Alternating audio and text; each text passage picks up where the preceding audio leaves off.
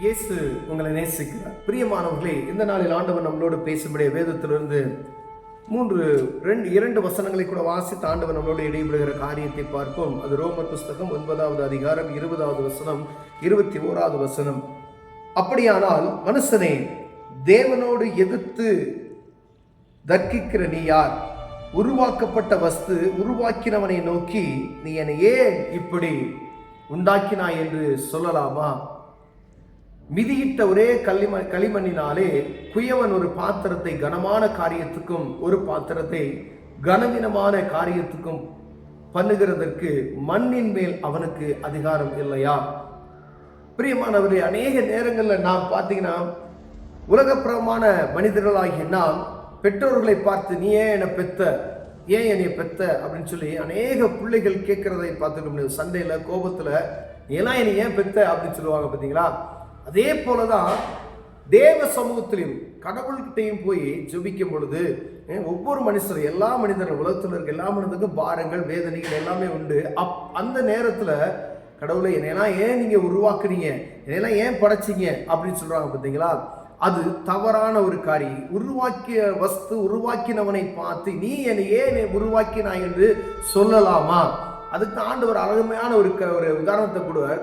குயவன் கையில் களிமண் இருக்கு பார்த்தீங்களா? அந்த களிமண் பாருங்க, அவன் கையில மண் இருக்கு. உருவாக்குறது யாரு? குயவன். ஒரு பாத்திரத்தை கனமான பாத்திரமாய், ஒரு பாத்திரத்தை கனவீனமான பாத்திரமாய் உருவாக்குறான்.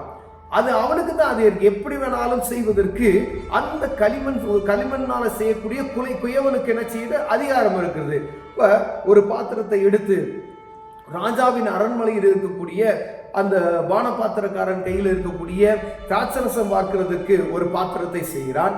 ஒரு பாத்திரத்தை சாதாரண ஒரு இடத்துல, ஒரு குடிசை வீட்டில் எண்ணெய் எரிகிறதுக்கு ஒரு சின்ன ஒரு விளக்கை போல உருவாக்குகிறான். ஒரு இடத்துல பார்த்தீங்கன்னா ஒரு டீ காஃபி குடிக்கிறதுக்கு ஒரு டம்ளை உருவாக்குகிறான். ஒவ்வொரு காரியத்தையும் அந்த குயவன் உருவாக்குகிறதை நாம் பார்க்க முடிகிறது. பிரியமானவர்களே, அப்ப அந்த குயவன் என்ன நினைக்கிறானோ, ஒரு பாத்திரத்தை கனமான பாத்திரமா, ஒரு பாத்திரத்தை கனவீனமான பாத்திரமாகவும் பயன்படுத்துறோம். வாசல்ல பாத்திரம் கழுவுறதுக்கு, கால் கழுவுறதுக்காக வைக்கப்படுகிற அந்த மண் கலையங்களை நாம் பார்த்திருக்கிறோம். இஸ்ரவேல் இருக்கக்கூடிய எல்லா வீட்லையும் என்ன செய்வான்? அந்த குடுவை இருக்கும். அப்ப அது வாசல்ல தான் வைக்கிறதுக்கு அது உருவாக்கப்பட்டு இருக்கிறது. அது அங்கதான் இருக்கணும்னு சொல்லி. ஆனா உருவாக்கினது கடவுளை அவரை பார்த்து ஏன் உருவாக்கின சொல்லக்கூடாது அப்படின்னு சொல்லப்படுகிறது. ஏன் அப்படின்னா, உனக்கு கொடுக்கப்பட்ட அந்த ஒரு காரியம் இருக்குன்னு வச்சுங்களேன். நீங்க ஒரு ஒரு ஒரு ஏதோ ஒரு சின்ன ஒரு பொருளாக உங்களை உருவாக்கப்பட்டு இருக்க, அதுக்கு சரியான முறையில நாம் பயன்படுகிறோமா? ஒருவேளை இந்த சாதாரணமான காரியத்தையே நான் சரியான முறையில அதை செய்ய முடியல அப்படின்னா, ஒரு பெரிய அந்தஸ்தான ஒரு காரியத்தை கொடுக்கும் பொழுது அதுல எப்படி நான் சரியா செய்ய முடியும்? இந்த அதாவது மண்பானம் எப்படின்னா உடைந்து போகக்கூடிய ஒரு பொருள் மண்பானம். அதே மாதிரிதான் பரிசுத்த ஆவியாருடைய அந்த காரியத்தை நம்ம சொல்லப்படுகிறோம். இந்த ஒரு சின்ன வீட்டில் இருக்கக்கூடிய அந்த பாத்திரம் உபயோகமற்று இருக்குமே. ஏன்னா ஒரு ராஜாவின் வீட்டில் இருக்கக்கூடிய ஒரு பாத்திரமா எப்படி நம்ம உபயோகப்படுமோ அப்படின்னா, அப்போ ஆண்டவர் சொல்றாரு, இதுல இருந்து நம்ம ஒரு குயவனுக்கு அந்த அதிகாரம் இருக்கிறது. நம்ம கேட்கிறோம் அநேக நேரத்தில், ஏன் என்னை உருவாக்குனீங்க, ஏன் என்னை உருவாக்குனீங்க அப்படின்னு சொல்லி. உருவாக்கினவருக்கு உயர்வாயும் தாழ்வாயும் ஒரு மனிதனை இப்படியாகவும் உருவாக்குவதற்கு அதிகாரம் இருக்கிறது. ஆனால் உருவாக்கின இடத்துல நாம் சரியாக இருக்கிறோமா? கொடுக்கப்பட்ட அந்த காரியத்துல உண்மையாக இருக்கிறோமா? அதை பார்த்து தான் ஆண்டவர் என்ன செய்யறாரா? ஒரு மனிதனை உயர்த்துகிறதும் தாழ்த்துகிறதுங்கிறாரா? ஒரு காரியத்துல ஒரு சர்ச் இருக்குன்னு வச்சுக்கோங்க. அந்த சர்ச்ல உங்களுக்கு கூட்டுற வேலை தான் கொடுக்கப்பட்டு இருக்கிறது, உங்களுக்கு அதுதான் அப்படின்னு சொன்னா, அந்த வேலையை நீங்க ப்ராப்பரா செஞ்சீங்க அப்படின்னு சொன்னா ஆண்டவர் என்ன செய்வார்? உங்களை மேன்மைப்படுத்தி அடுத்த லெவலுக்கு கூட்டிகிட்டே போவாரு. ஒருவேளை அந்த காரியத்தை நான் செய்யாதபடிக்கு நான் ஒரு பெரிய ஒரு மேடை பிரசங்கியார் ஆக வேண்டும் அப்படின்னு நான் நினைச்சேன் அப்படின்னா அது தவறான ஒரு காரியம். அப்ப அடிமட்டத்தில இருந்து தான் எந்த ஒரு மனுஷனும் உயர்ந்து வர முடியும். எடுத்ததுமே உயரத்துல போய் உட்காரணுன்ற எண்ணம் என்ன செய்ய முடியாது? வரக்கூடாது. வரும். ஆனா அது தகுதியா இருக்காது. ஏன்னா கஷ்டப்பட்டு வாழ்க்கையில முன்னேறி வராங்க பார்த்தீங்களா, அவங்களுக்கு தான் தெரியும் அந்த அருமை. ஏன்னா எந்த நிலைமையில இருந்து எப்படி நம்ம வந்தோம், அப்போ ஒவ்வொரு நாளும் ஆண்டவர் வழிநடத்தி வந்த பாதைகளை நம்ம என்ன செய்ய முடியும், அறிந்து கொள்ள முடியும். இப்படிலாம் என்னை வழிநடத்தி வந்தார், இப்படி நெருக்கம் இருந்துச்சு, அந்த நெருக்கத்துல இருந்து என்னை தப்புவித்தார். அந்த இடத்துல இவ்வளவு தேவைகள் இருந்துச்சு, அந்த தேவைகளை என்னை கரெக்டாக சரியான முறையில் சந்தித்தார். நீங்க திரும்பி பாருங்களேன், உங்க வாழ்க்கையை நீங்க திரும்பி பார்க்கும் பொழுது மனக்கசப்பு இருந்திருக்கிறோம். அதாவது உலகப்புறமான காரியத்தில் நம்ம இருக்கும் பொழுது இங்கே சொல்லப்பட்ட அந்த காரியத்தை நம்ம என்ன செய்வோம், ஆண்டவருக்கு கடவுள் ஏன் தான் என்னை படைச்சாரோ. அநேக சகோதரிமார்கள் சொல்லுவது அப்படிதான், ஏன் தான் என்னை பெற்றாங்களோ, ஏன் தான் என்னை கடவுள் படைச்சாரோ, ஏன் தான் என்னை கடவுள் சோதிக்கிறானோ அப்படின்லாம் பேசுவாங்க பார்த்தீங்களா. அப்படிப்பட்ட சகோதர சகோதரிக்கு ஆண்டவர் இடைபெடுகிறது. அதாவது ஆண்டவர் உங்களை வழிநடத்தி வந்த காரியத்தை பின்னாடி கொஞ்சம் திரும்பி பார்க்கணும். ஒரு 10 வருஷத்துக்கு முன்னாடி நீங்க அப்படியே லேச திரும்பி பார்த்தீங்கன்னா உங்களை ஆண்டவர் வழிநடத்தி வந்த காரியம் எப்படி இருக்கிறது, இன்னைக்கு நீங்க எப்படி இருக்கிறீங்க அப்படின்னு சொல்லி நீங்க பார்ப்பீர்களானால் ஆண்டவர் உங்களை வழிநடத்தி வந்த காரியம் எவ்வளவு மேன்மையா இருக்கிறது என்பதை நீங்கள் புரிந்து கொள்ள முடியும். பிரியமானவர்களே, ஒரு 20 வருஷத்துக்கு முன்னாடி நீங்க திரும்பி பார்த்தீர்களானால் ஆண்டவர் உங்களை வழிநடத்தி வந்த வித்தியாசம் தெரியும். 20 வருஷத்துக்கு முன்னாடி நீங்க இருந்த வாழ்க்கை எப்படி இருக்கு, இன்னைக்கு இருக்கிற வாழ்க்கை எப்படி இருக்கு, எந்தெந்த பாதையிலாம் நீங்க நடந்து வந்தீங்க, ஆனா ஒரு இடத்துலையும் உங்களை தப்புவியாதபடி ஆண்டவர் கைகளை ஏந்தி ஏந்தி ஏந்தி ஏந்தி இம்மட்டுமாய் நடத்தி வந்திருக்கிறார் என்பதை நீங்கள் புரிந்து கொள்ளணும். அப்படிப்பட்டதான தேவ கிருபையை நமக்கு ஆண்டவர் கொடுத்திருக்கிறார். ஆனா சில நேரங்கள்ல மனபாரத்தின் நிமித்தமாய் பதஸ்தப்பட்டு நம்முடைய இருதயத்தினுடைய சஞ்சலத்தின் நிமித்தமாய் ஆண்டவரை ஏன் ஆண்டவரை என்ன படைச்சீங்க அப்படின்னு சொல்லி கேட்கணும். ஆனா நமக்கு ஆண்டவர் கொடுத்த அந்த காரியத்தை, ஒரு வேலையை கொடுத்திருக்கிறாரு வச்சுக்கங்களேன், உலகப்புறமா நீங்க ஒரு வேலையை செய்றீங்க, அந்த வேலையை நீங்க சரியா செய்யாதபடிக்கு ஆண்டவரை குறை சொல்ல ஒரு பிரயோஜனமும் கிடையாது. உனக்கு கணவன் சொல்லப்பட்ட ஒரு காரியம் கொடுத்திருக்கிற ஆண்டவர், ஒரு குடும்ப தலைவன் சொல்லி அந்த குடும்பத்துக்கு நடத்துவதற்கு சரியான முறையில் உங்களுக்கு நிர்வாகிக்க திறமை இல்லை அப்படின்னு சொன்னா ஒண்ணுமே செய்ய முடியாது.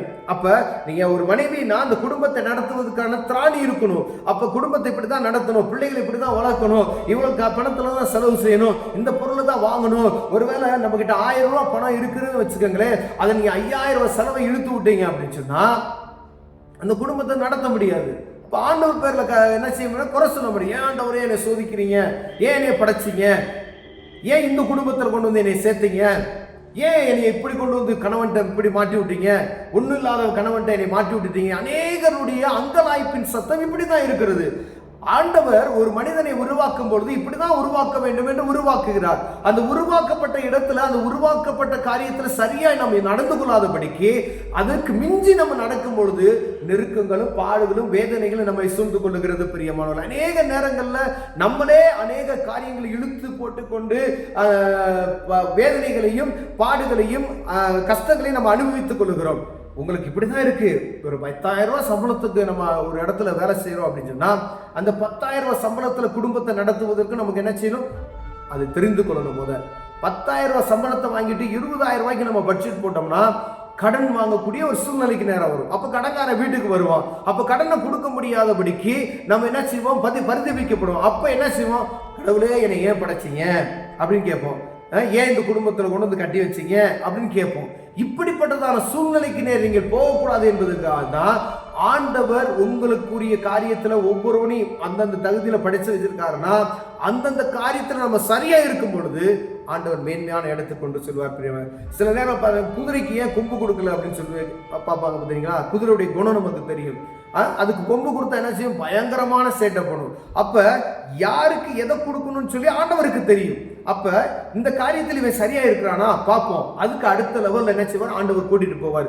அப்போ ஒரு சின்ன வேலையில உங்களுக்கு ஆண்டவர் ஒரு காரியத்தை கொடுத்திருக்காருன்னா அதை நீங்கள் சரியா செய்து முறுமுறுக்காதபடிக்கு ஆண்டவர் கொடுத்திருக்காரு இந்த கனமான காரியத்தை, இதை நான் சரியா செஞ்சேன்னா அடுத்த இடத்துக்கு நான் கடந்து செல்லுவேன். ஒருவேளை நான் இதையே நான் சரியா செய்யாதபடிக்கு ஒரு மேன்மையான இடத்துக்கு நான் போகணும் அப்படின்னு நினைச்சா அங்க போய் என்ன செய்ய முடியாது, ஒன்றும் செய்ய முடியாது. பிரியா, ஏன்னா இதை செய்யாதபடிக்கு அதை செய்ய முடியாது. நீங்க இங்க இருந்து ஒரு அதாவது படிக்கட்டில் நடக்கும்போது இந்த கீழ்படியை மிதிக்காதபடிக்கு என்ன செய்ய முடியாதா, மேல் படிக்கு போக முடியாது அப்படின்னு சொல்லுவாங்க பார்த்தீங்களா.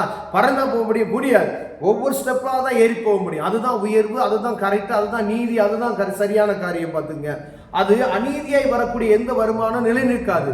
அப்ப ஆண்டவர் நமக்கு கொடுத்திருக்கிற இந்த வாழ்க்கை, இந்த மாதிரி காரியத்துல, ஆண்டவர் உருவாக்கின இந்த காரியத்துல உன்னை ஏழைய ஆண்டவர் படைத்திருக்கிறார், ஒரு எளிமையான குடும்பத்துல வைத்திருக்கிறார்னா ஆண்டவர் ஏதோ ஒரு நோக்கத்துக்கு ஆண்டு வைத்திருப்பார். ஒரு வசதியான குடும்பத்தில் ஆண்டவர் உங்களை வைத்திருக்கிறார்னா ஆண்டவர் அதற்கு ஒரு காரியத்தை வைத்திருப்பார். உங்களை பெரிய ஒரு ராஜாக்களை வைத்திருந்தார்னா ஆண்டவர் அதற்கொண்டு ஒரு காரியத்தை நியமித்திருப்பார். நீங்க ராஜாக்களாய் உருவாக்கின ஆண்டவர் உங்களுக்கு கொடுக்கப்பட்ட அந்த காரியத்தில் நீங்க சரியா இல்லாதபடிக்கு அவர் கொடுத்த அந்த கிருபைகளை நீங்கள் தவறாக பயன்படுத்தினால் ஆண்டவர் என்ன தள்ளி போட்டு விடுவார்.